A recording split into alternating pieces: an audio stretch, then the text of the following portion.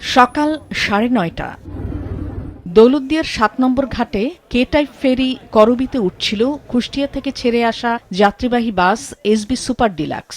এ সময় নিয়ন্ত্রণ হারিয়ে ফেরির র্যাম্প ভেঙে বাসটি নদীতে পড়ে যায়।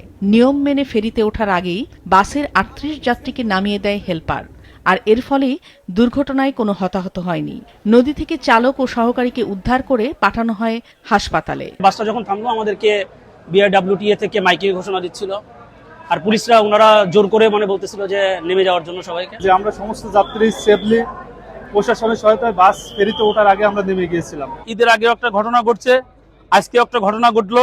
আমরা চাই যে দৌলতদিয়া পাটুরিয়া পদ্মা সেতু হইলে এই মানুষের এই দুর্ঘটনা আর ঘটবে না।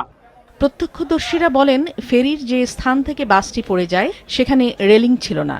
এই ঘটনার পিছনে চালকের অসতর্কতার কথাও জানান যাত্রীরা। গাড়ির ফিটনেস নিয়েও একটা প্রশ্ন আসছে, এই গাড়ির ফিটনেস কতটুকু আর চালক সতর্ক ছিল কতটুকু, চালকের অসতর্কতার জন্য এই দুর্ঘটনাগুলি ঘটে থাকে। বাস ওঠানামার যে পকেট গেটটা আমার মনে হইতেছে আরো শক্তিশালী দরকার, এবং কি বাস ওঠার আগ মুহূর্তে একটা রেলিং এর প্রয়োজন আর কি। বাস ওঠা শেষ, রেলিং এবার আটকাই দিব। ঘাট কর্তৃপক্ষ যারা রয়েছে তারা যদি এখানকার এইটাকে তারা যদি সরাসরি নিয়ন্ত্রণ করে যে যত সময় ফেরিটি না ছাড়বে তত সময় পর্যন্ত এটি উঠাবে না, তাহলে এই দুর্ঘটনার রোধ করা সম্ভব। আমরা চাই যে প্রতিটা ফেরিতে এই ডালার কাছে একটা করে রেলিং দেওয়া হোক, যাতে যখন গাড়ি উঠবে তখন রেলিং উঠে যাবে, আবার যখন গাড়ি বন্ধ হয়ে যাবে তখন এই রেলিংটা বন্ধ থাকবে। বিষয়টি আমলে নিয়ে প্রয়োজনীয় ব্যবস্থা নেওয়ার আশ্বাস দিয়েছে সংশ্লিষ্ট কর্তৃপক্ষ। যথাযথ জায়গায় আমাদের নৌ পুলিশের সক্ষমতার ঘাটতি আছে, তাদের থাকার জায়গার অভাব আছে, এগুলো সমাধান হবে খুব দ্রুত। কারণ যেহেতু আমরা আমাদের দায়িত্ব দিয়ে আমাদের যোগ্যতা আমরা প্রমাণ করতে পারছি, এবং সরকারও ফিল করছে, উচ্চ পর্যায়েও ফিল করছে যে আমাদের আসলে এখানে একটা ভালো স্ট্রাকচার দরকার। কোনো যাত্রী বাসে ছিল না বিধায় হতাহতের ঘটনা ঘটেনি।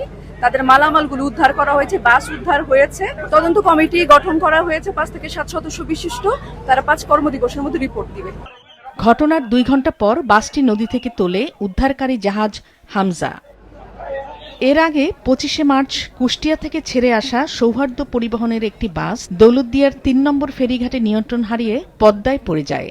এতে নিহত হয় 26 যাত্রী। মাছরাঙা নিউজ ডেস্ক।